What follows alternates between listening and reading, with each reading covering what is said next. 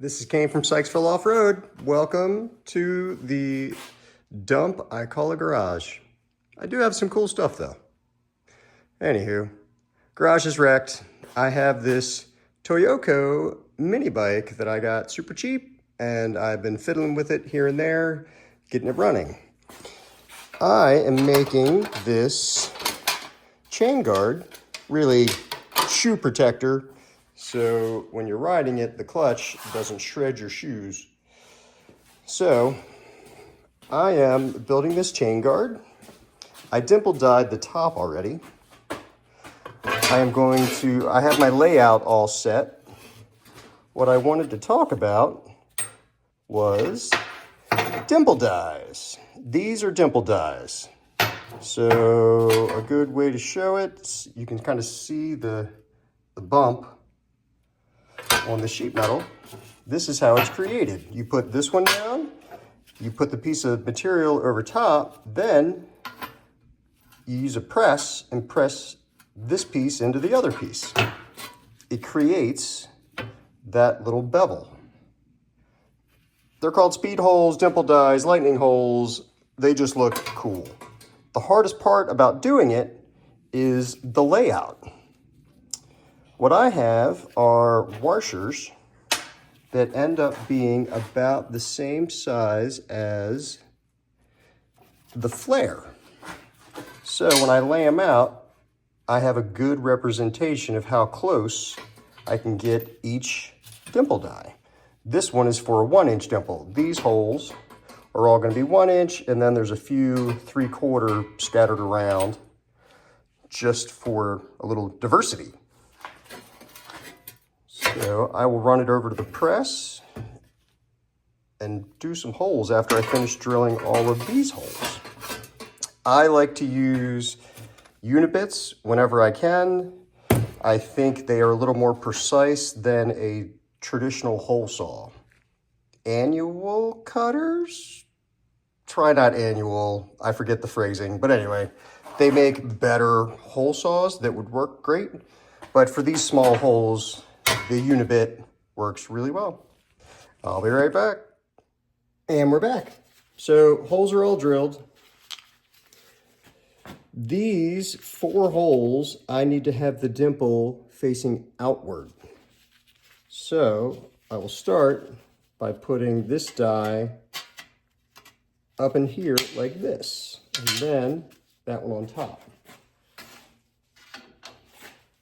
I apologize for the lighting, as well as so many other things.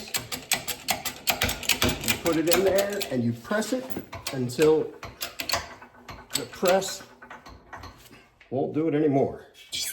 Release the pressure, drop the die out, and the lighting sucks, but you have a perfect die, or dimple. Let's do a bigger one. So these, I can have these dimpled in. So this gets put together like this, back in here.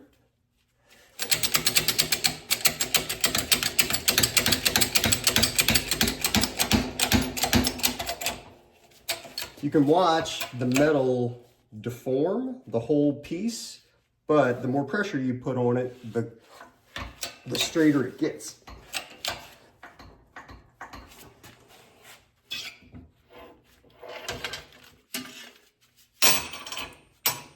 And then that is what it looks like from the other side.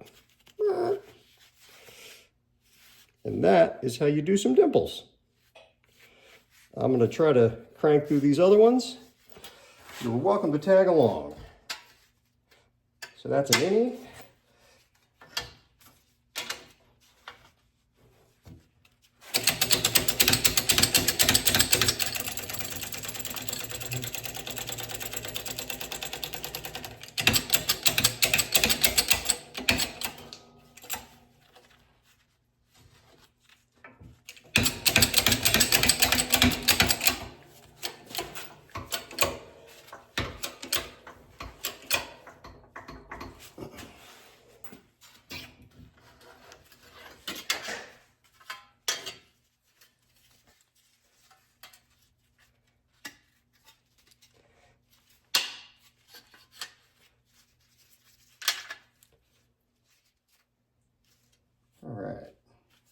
this one we'll do this way.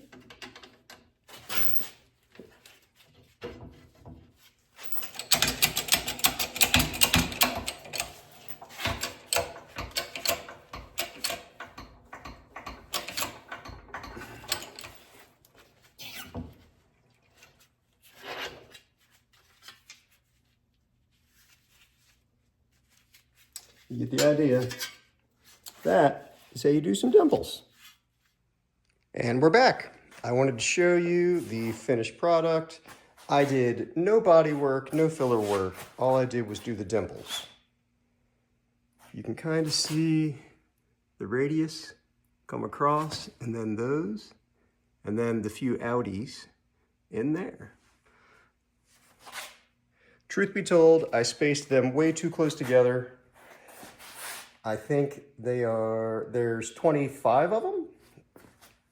I have way too much work into this. I've had to modify it a few times and move it around because the weight of my big ass, the chain hits. But anywho, you get the idea. Here's a general look. Normally, I would have done a little nicer job to make sure there was no dents and dings in the sheet metal I used. But for this project, it matches this early 70s Toyoco minibike very well. And the Chevy orange paint matched good enough for me. Thanks for watching. I appreciate the likes and views. Anything you can do, share it, make fun of it, comment, doesn't matter. It all helps. Have a great day.